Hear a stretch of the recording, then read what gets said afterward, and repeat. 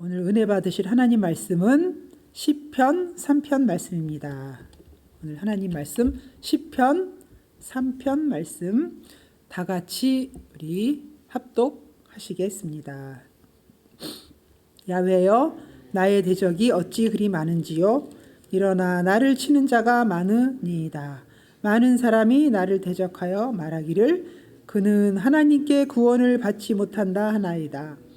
야훼여, 주는 나의 방패시요 나의 영광이시요 나의 머리를 드시는 자이시니이다. 내가 나의 목소리로 야훼께 부르짖으니 그의 성산에서 응답하시는도다.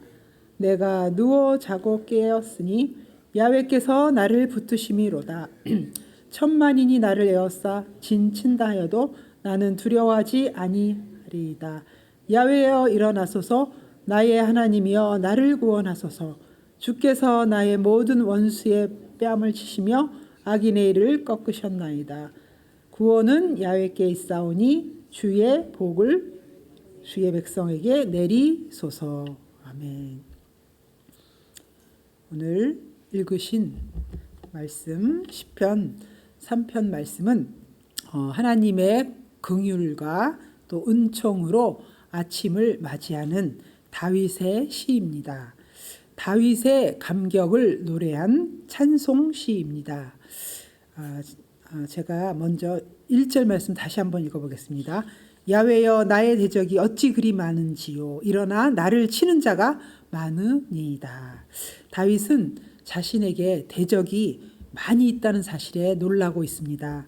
다윗은 그동안 자신에게 그렇게 많은 대적이 있는 줄 몰랐습니다. 다윗은 왕이 되기 전에는 사울에게 많이 쫓겨다녔습니다. 그러나 왕이 된 이후에는 일부 사울 왕의 가문을 제외하고는 대체로 그 사울 가문에게 환영은 받지 못했지만 대체로 형통한 그러한 삶을 살았습니다. 아무도 그의 왕권에 도전하거나 그를 대적하지 않았습니다. 그런데 그는 지금 압살롬의 반역으로 인해서 수많은 대적들에게 둘러싸여 있는 것입니다. 그리고 더 충격적인 사실은 그 자신을 대적하는 그 반역자의 리더자가 바로 자신의 아들 압살롬이라는 사실이었습니다. 그렇다면 이러한 대적자들이 그 이전에 없다가 갑자기 나타난 것일까요? 그렇지는 않습니다. 이전에도 다윗의 대적들은 존재하고 있었습니다. 그런데 감히 다윗을 대적할 수 없었던 것이죠. 왜냐하면 하나님께서 다윗을 보호하시고 도우셨기 때문입니다. 그러나 지금은 다윗이 하나님 앞에 죄를 범하였습니다. 그는 우리아의 아내를 범하고 그 사실을 또 숨기기 위해서 그 우리아를 죽였다는 것이죠. 그러한 죄악은 하나님의 징계를 피할 수 없는 악한 것입니다. 그래서 그 악한 것으로 말미암아 하나님께서는 다윗에게로부터 그 도우심의 손길을 거두셨던 것입니다. 그래서 이때를 틈타서 다윗의 대적들은 힘을 모아 일어나게 된 것입니다. 그렇다면 우리는 어떻습니까? 우리도 하나님의 보호하심으로 말미암아 살아가는 사람들입니다. 우리도 하나님의 보호하심이 없다면 우리도 단 하루도 아마 살아갈 수 없을 것입니다. 우리가 살아가기가 힘들 것입니다. 그렇습니다. 오늘 우리가 평안하고 오늘 우리가 형통하다면 그것은 바로 하나님의 도우심, 보호하심 때문이기 때문입니다. 그러나 만일 하나님께서 우리에게 그 도우시는 손길을 거둔다면 우리 역시도 많은 위기에 처하게 될 것이라는 것입니다. 그렇다면 하나님께서 우리에게 그 보호의 손길을 거두시는 이유는 무엇일까요? 그것은 바로 우리의 죄악 때문입니다. 왜냐하면 죄는 하나님과 우리의 사리를 갈라놓는 그러한 장애물이기 때문입니다. 그러므로 우리는 죄를 멀리해야 됩니다. 그래서 우리가 죄를 멀리할 때 우리는 하나님의 보호하심과 또 그 하나님께서 주시는 평안함 그리고 형통함으로 그러한 삶을 살게 되는 것입니다.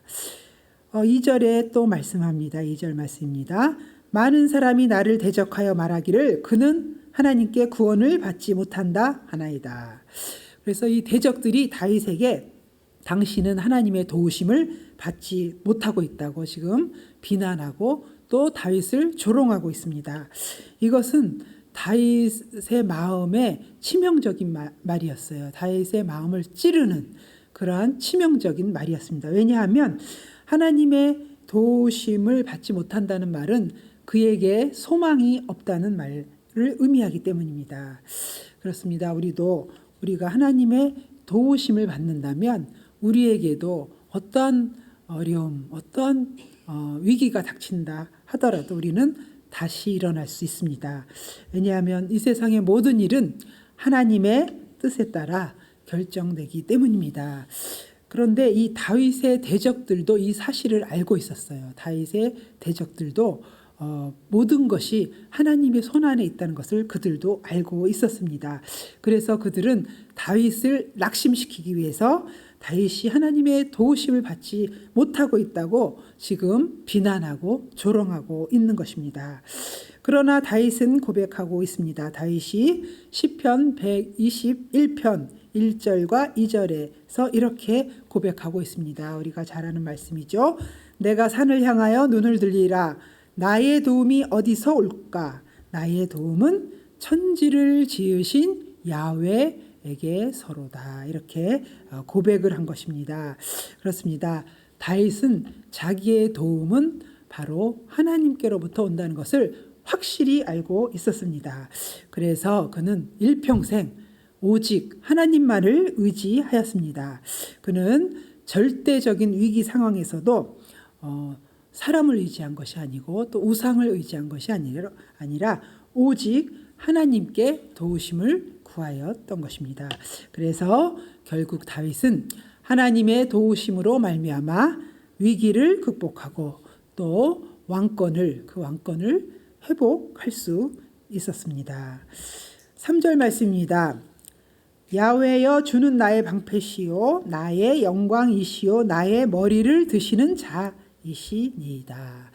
여기서 3절 말씀에서 하나님께서는 나의 머리를 드시는 이라고 말씀하고 있습니다. 다윗은 지금 머리를 숙이고 있었습니다. 머리를 숙이고 있었습니다. 이 머리라는 것은 우리 신체의 제일 윗부분에 있습니다. 그래서 이 머리는 어떤 것을 상징하냐면 영광과 명예를 상징하고 있습니다. 그러므로 사람이 머리를 숙인다는 것은 특별한 이유가 있을 때입니다. 먼저 다른 사람에게 예의를 표할 때, 인사를 할 때 우리는 머리를 숙입니다. 또 수치를 당할 때도 우리는 머리를 숙입니다. 그리고 자신의 잘못을 인정하고 용서를 구할 때 우리는 또 머리를 숙이는 것입니다. 그렇다면 다윗은 지금 왜 머리를 숙이고 있을까요? 다윗은 지금 수치를 당하고 있었습니다. 다윗은 앞에서 제가 말씀드린 대로 아들 압살롬과 신하들에게 그 반역으로 말미암아 왕궁으로부터 지금 쫓김을 당하고 있는 것이었습니다. 도망을 다니고 있었습니다. 또한 다윗이 머리를 숙인 것은 그 수치뿐만이 아니었습니다. 지금 그는 머리를 숙이는 것이 바로 하나님 앞에서 숙이고 있다는 것입니다. 그는 자신의 잘못을 하나님 앞에 아뢰고 또 용서를 구하고 그러한 마음으로 머리를 숙이고 있습니다. 다윗은 지금 회개의 머리를 숙였습니다. 그렇습니다. 하나님은 자신의 잘못을 인정하고 그 회개하는 자에게는 용서를 해주시는 그리고 다시 회복해 하시는 하나님이십니다.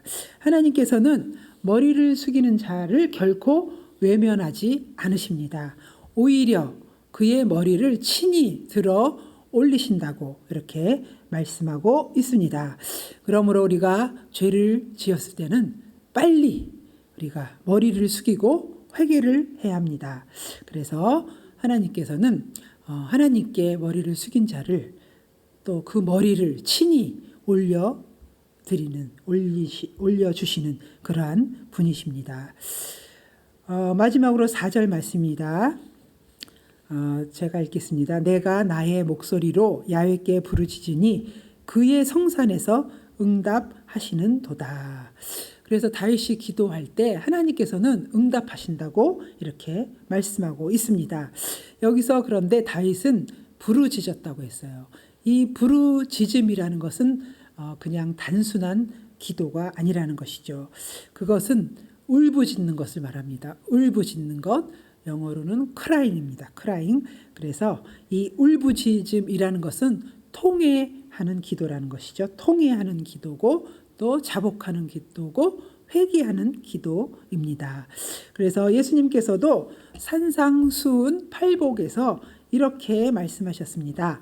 애통하는 자는 복이 있나니 저희가 위로를 받을 것임이요 라고 말씀하셨습니다.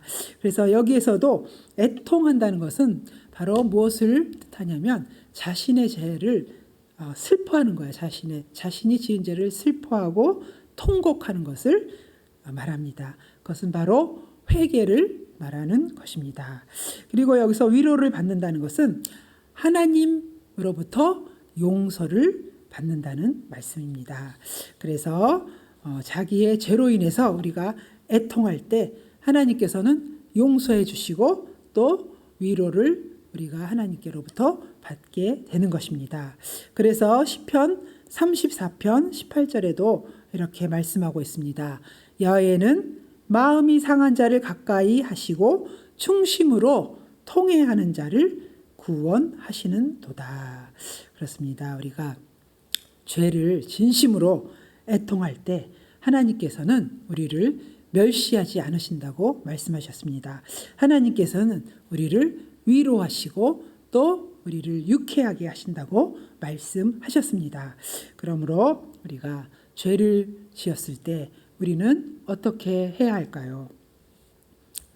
우리는 일단 슬퍼해야 돼요. 우리가 죄를 지었을 때 슬퍼해야 되고 애통해야 합니다. 그리고 또 울부짖으면서 하나님께 우리의 구원을 호소해야 하는 것입니다. 그래서 하나님께서는 우리가 그리할 때, 애통할 때, 부르짖을 때 하나님께서는 응답하신다고 말씀하셨습니다. 왜냐하면 하나님은 좋으신 하나님이시고 하나님은 긍휼의 하나님이시기 때문입니다. 그러면 말씀을 정리해 보겠습니다. 우리 역시도 다윗과 마찬가지로 이 세상을 살아가는 동안에 우리도 대적들이 우리를 둘러쌀 때가 있습니다.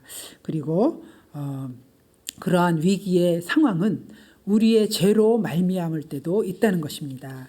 그래서 우리가 죄를 지었을 때는 빨리 회개하고 그리고 우리가 하나님만을 의지한다면 그 위기는 더 이상 위기가 아니라는 것이죠. 왜냐하면 우리가 하나님의 그 죄사함을 구했을 때 죄사함을 받으면 또 그 죄사함을 받는 자는 하나님께서 도와주시기 때문입니다. 그러므로 우리는 일단 우리가 해야 할 일은 죄를 멀리 해야 합니다. 그러나 우리가 인간이기 때문에 연약하기 때문에 우리가 또 죄를 지었을 때는 빨리 회개함으로 말미암아 우리가 하나님과의 관계를 회복하는 것이 매우 중요한 것입니다. 그래서 이런 말이 있습니다. 세상에서 가장 불행한 사람은 징계를 당하는 사람이 아니라 징계를 받으면서도 회개하지 않고 죄를 안고 가는 사람일 것입니다. 이런 말이 있습니다. 오늘도 우리가 정말 하나님의 그 긍휼하심 또 하나님의 도우신 그 좋으신 하나님을 바라보고 우리가 나아가는 귀한 하루 되시기를 축복합니다.